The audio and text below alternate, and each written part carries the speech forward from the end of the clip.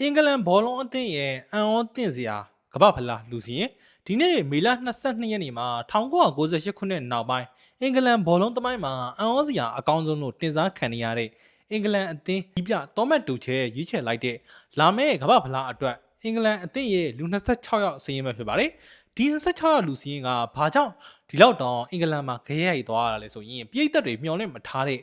နာမည်ကြီးကစားသမားတွေအများကြီးချန်လက်ခံထားခဲ့ရလို့ဖြစ်ပါတယ်အထူးသဖြင့်ဒီဖီဖိုဒန်ကိုပန်မှာထရန့်အလက်ဇန်နာအာနိုဟယ်ရီမကွိုင်းယာလူရှော့အဒန်ဝါတန်ပြီးတော့ဂျရက်ဘိုဝင်နဲ့မော်ဒန်ဂစ်ဝိုက်လူးဟော်ရိုလိုကစားသမားတွေပါဝင်လာခြင်းမရှိပါဘူး Sky Sport ရဲ့ဒီသတင်းတော်တအူးကဆိုရင်ဒီကစားသမားတွေကပွဲထွက်လူစင်းမှာပါ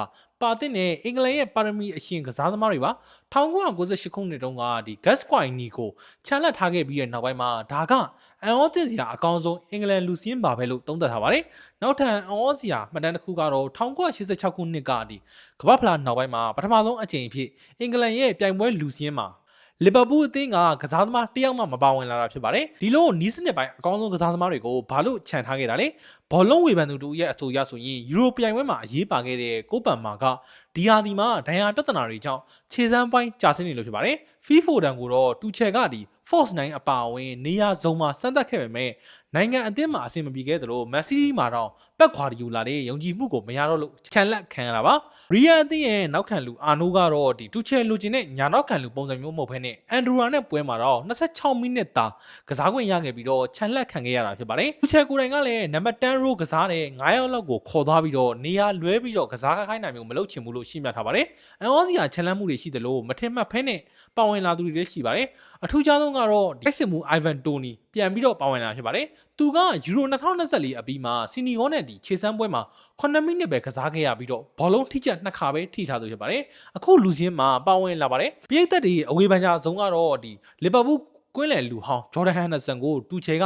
ရွေးချယ်တာဖြစ်ပါတယ်မကွိုင်းရတို့လိုဝိုင်းနေမပါတော့တဲ့အချိန်ဟန်ဒါဆန်ရဲ့အသင်းကိုဥဆောင်နိုင်စွမ်းနဲ့ဒီစန်နမူနာပြနိုင်စွမ်းတွေကြောင့်ရွေးချယ်ခဲ့တာဖြစ်ပြီးတော့အသင်းကောင်းဆောင်အဖြစ်တောင်ပွဲထောက်ခွင့်ပေးခဲ့ပါတယ်ကိုဘီမိန်နူအဗရီချီအီဇီနိုနီမာဒူအကင်းနဲ့ဒီဂျရက်ကွမ်ဆာအိုလီဝက်စကင်တို့လိုကစားသမားတွေလည်းအင်္ဂလန်လူစင်းမှာပါဝင်လာခဲ့ပါတယ်တူချယ်ကဒီလိုခက်ခဲတဲ့ဆုံးဖြတ်ချက်တွေချရတာကိုသဘောကျရလို့ဆိုပါတယ်ကစားသမားတွေစီဖုံးခေါ်ပြီးအသိပေးရတာကတခါတလေအရန်ကိုနာကျင်ရပါတယ်ဒါပေမဲ့စက်တင်ဘာအောက်တိုဘာနဲ့နိုဝင်ဘာလတွေမှာကျွန်တော်တို့တိဆောက်ခဲ့တဲ့အသင်းရဲ့ chemistry နဲ့လူငယ်ဒီလူရွယ်တွေပေါင်းစပ်မှုကိုအဓိကထားခဲ့တာပါကျွန်တော်တို့အနေနဲ့ပြင်ပကဒီလူတွေမီဒီယာတွေဘာထင်မလဲဆိုတာထက်အသင်းသားတွေကြားကဒီအချင်းချင်းနားလေယုံကြည်မှုနဲ့ချိတ်ဆက်နိုင်စွမ်းကိုပဲအဓိကထားပါရလို့ရှင်းလင်းပြကြခဲ့ပါတယ်အင်္ဂလန်အသင်းရဲ့ကမ္ဘာ့ဖလားလူစင်းအပြည့်အစုံကတော့ဒီပါဖြစ်ပါတယ်ဂိုးသမားတွေအနေနဲ့ဂျော်ဒန်ပစ်ဖို့